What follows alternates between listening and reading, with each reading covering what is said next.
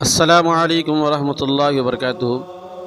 میرے عزیز دوستو، آج اکثر و بیشتر جو لوگ ہیں وہ کہیں نہ کہیں ذہنی تناؤ، ڈپریشن کے شکار ہیں۔ سب کچھ رہنے کے باوجود، سارے وسائل ہیں، سب کچھ ہے، لیکن انسان کے پاس سکون نہیں ہے۔ ذہنی تناؤ، ڈپریشن، ہر شخص کہیں نہ کہیں مبتلا ہے۔ میں اس سے نکلنے اور بچنے کا ایک نسخہ بتاتا ہوں۔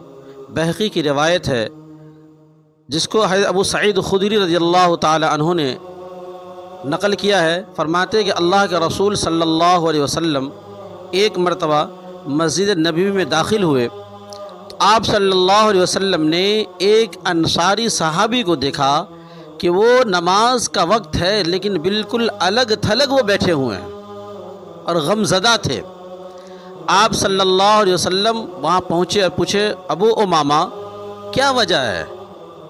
میں تجھے نماز کے وقت میں الگ تھلگ بیٹھا ہوا دیکھ رہا ہوں، تم غم زدہ ہو، فکر مند ہو، آخر وجہ کیا ہے؟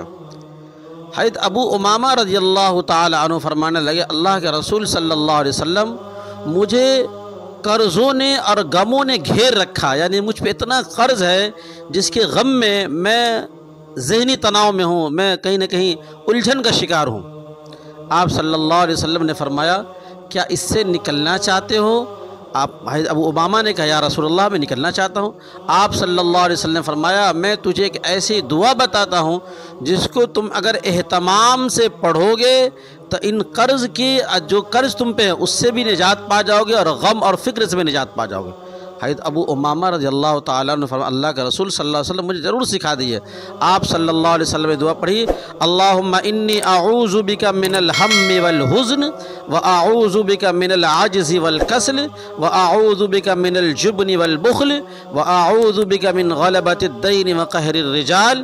ترجمہ، اے اللہ میں فکر اور غم سے آپ کی پناہ لیتا ہوں، اور میں بے بسی اور سستی سے آپ کی پناہ لیتا ہوں، اور میں کنجوسی اور بزدلی سے آپ کی پناہ لیتا ہوں، اور میں قرض کے بوجھ میں دبنے سے اور لوگوں کو میرے اوپر دباؤ سے پناہ لیتا ہوں۔